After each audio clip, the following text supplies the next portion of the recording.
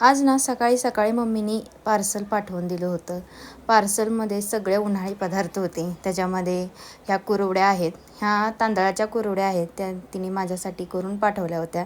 त्याच्यानंतर काही बटाट्याचे चिप्स पाठवले होते. बघा किती छान पातळ तिने चिप्स करून घेतलेत यावर्षी उन्हाळ्यात. तर बघा किती ट्रान्सपरंट आहे ते. आणि त्याच्यानंतर तिने काही शेवाळ्या पण मला पाठवल्या होत्या. खास मल्हारसाठी तिने बारीक चाळणीने शेवाळ्या तयार करून माझ्यासाठी पाठवल्या होत्या. मागच्या वर्षी पण तिने पाठवल्या होत्या. मागच्या वर्षीपासून मल्हार खायला सुरुवात केला होता ना, मग त्यावेळेस त्याला मी शेवाळ्याचे उपमा वगैरे करून चारायचे ना, तर त्याला ते खूप आवडायचं. म्हणून तिने यावेळेस थोड्या जास्तच मला शेवाळ्या पाठवल्या. तर आज आहोसुद्धा घरी होते, तर मला म्हटले की चल आज शेवाळ्याचं उपीटच बनव. तर म्हणून थोड्याशा शेवाळ्या प्लेटमध्ये काढून घेतल्या. प्रत्येक उन्हाळ्यात ना मम्मी असं काहीतरी नवीन नवीन करत असते पदार्थ. तर यावर्षी तिने थोड्याशा बारीक अशा ज्या शेवाळ्या केल्यात ना, त्या मला खूप आवडल्या. तर उपीट करायला घेतलं शेवाळ्याचं. त्याच्यासाठी टमॅटो, मिरची, कांदा, कोथिंबीर आणि कढीपत्ता काढून घेतला. बारीक टमॅटो चिरून घेतला. हा चाकू ना मी काल DIYमध्ये ज्यावेळेस गेले होते त्यावेळेस तिथून खरेदी केला मी चाकू. आणि जो तुम्हाला लाकडी चमचा जो दिसतोय तो सुद्धा मी तिथूनच खरेदी केला होता. मी पहिल्यांदाच अशा मॉलमधून चाकू खरेदी केला होता. खूप शार्प चाकू आहे हे बघा. जास्त प्रेस करायची पण गरज नाही ह्याला. लगेचच कांदा वगैरे टमॅटो कापून माझं तयार झालं होतं. अहो ना असं चाकू वगैरे चमचे वेगवेगळ्या प्रकारच्या काही वस्तू किचनमध्ये जे लागतात ना, अशा खरेदी करायला खूप आवडतात. आणि त्यांच्यासोबत मला ही अशी आवड झालेली आहे. मी कधी चाकू वगैरे खरेदी करत नव्हते मॉलमधून, पण पहिल्यांदाच असा चाकू खरेदी केला आणि मला तो खूप आवडला. आज आहोंना सुट्टी होती, तर माझं शूट घ्यायला तेच होते आज. तर मला असं करू नको, असं शूट घे, तसं करू नको, असं शूट घे म्हणून तेच सांगत होते. माझ्याकडे जो स्टँड आहे ना, त्याच्यावरतीच मोबाईल अडकवून मी माझे काही व्हिडिओ शूट करते. पण जे काही रेसिपीजचे वगैरे जे शूट आहेत ते कोणीतरी सोबत असलं तरच त्याचा व्यवस्थित व्हिडिओ घेता येतो.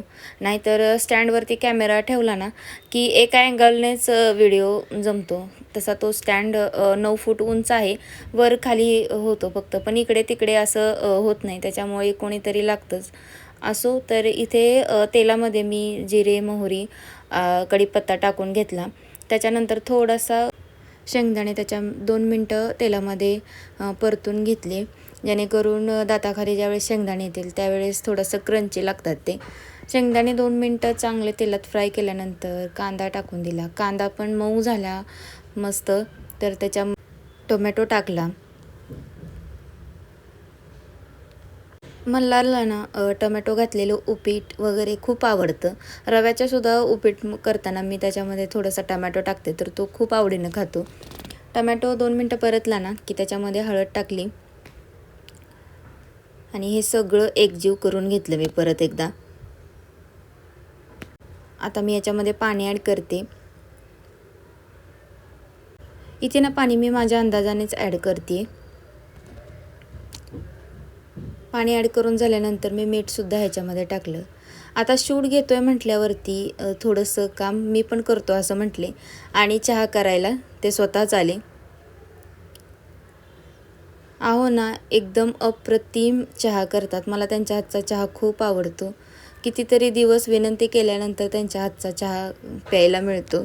तर आज अनायसे ते आलेच आहेत, तर त्यांच्या सद्धीचा लाभ पण मी घेतला.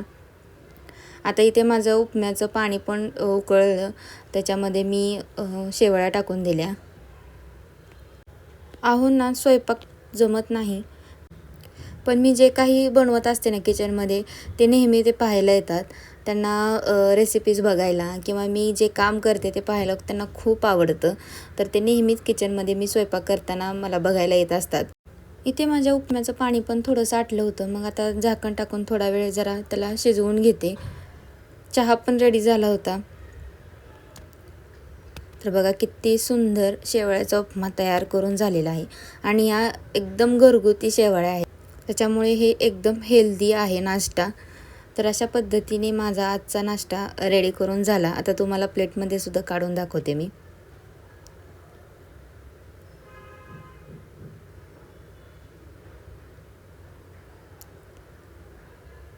तर बघा किती सुंदर दिसते. तर कसा वाटला हा आजचा व्हिडिओ मला नक्कीच कमेंट करून सांगा. आवडल्यास लाईक, शेअर आणि आपल्या चॅनलला सबस्क्राईब करायला विसरू नका. भेटूया अशाच नवीन एका व्हिडिओमध्ये. तोपर्यंत बाय बाय.